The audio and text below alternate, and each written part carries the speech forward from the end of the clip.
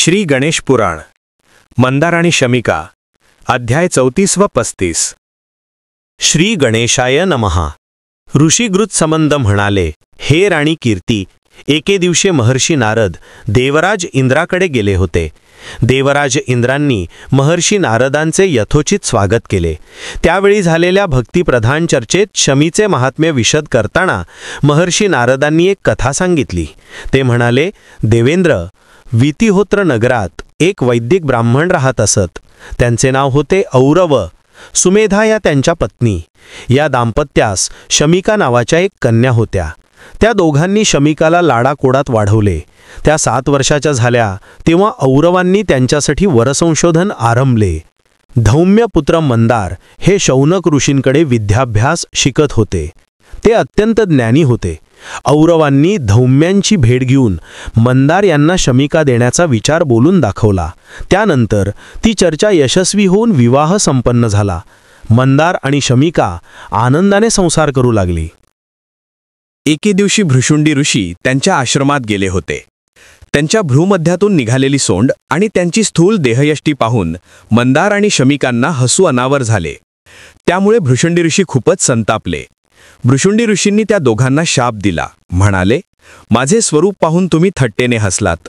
या प्रमादाबद्दल तुम्ही उभयता वृक्ष व्हाल। पक्षीही तुम्हाला स्पर्श करणार नाहीत।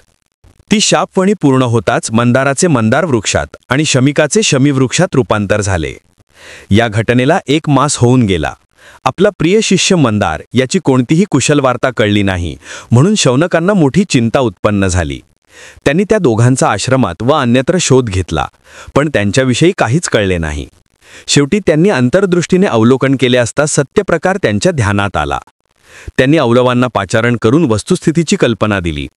हा त्यांच्यासाठी मोठा धक्का होता, परंतु शौनकांनी औरवांना धीर दिला आणि त्यांचे सांत्वन केले।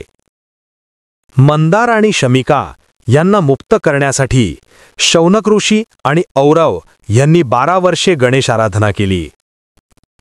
त्यांच्या उपकट तपश्चर्येने श्री गणपती प्रसन्न झाले। त्यांनी दशभुज स्वरूपात त्यांना दर्शन दिले। तेव्हा त्या दोघांनी गणपतींची मनोभावे स्तुती केली आणि मंदार व शमिका यांना वृक्ष योनीतून मुक्त करण्याची विनंती केली। तेव्हा गणपती म्हणाले, तुम्ही दोघांनी ज्या स्तोत्राने माझी स्तुती केलीत ते स्तोत्र कुजन्मनाशन स्तोत्र म्हणून प्रख्यात होईल। जो कोणी या स्तोत्राचे 6 महिने भक्तिभावाने पठण करेल त्याच्या दारिद्र्याचे निरसन होऊन त्याला मोठे वैभव प्राप्त होईल। भृशुंडी हे माझे श्रेष्ठ भक्त आहेत, महातपस्वी आहेत। त्यांचे वचन मोडणे ब्रह्माजींनाही शक्य नाही, पण आजपासून मंदार वृक्षाच्या मुळाशी मी नित्य वास्तव्य करीन असे वचन देतो। त्यामुळे मंदार वृक्ष त्रिखंडात पूज्य आणि पवित्र होईल। जो कोणी मंदार वृक्षाच्या खाली माझ्या मूर्तीची प्राणप्रतिष्ठा करेल, तसेच दुर्वा आणि शमीपत्रांनी माझी पूजा करेल, त्याच्या सर्व इष्टकामना मी पूर्ण करीन। हे देवेंद्रा, तेव्हापासून शमीपत्रे गणपतींना अतिप्रिय झाली। श्री गणेश पुराण अध्याय 34 व 35 समाप्त।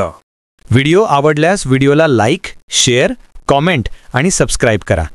शेजारील बेल आयकनचे बटन प्रेस करा, म्हणजे तुम्हाला माझ्या नवीन येणाऱ्या सर्व व्हिडिओचे नोटिफिकेशन मिळेल। व्हिडिओ बघितल्याबद्दल धन्यवाद।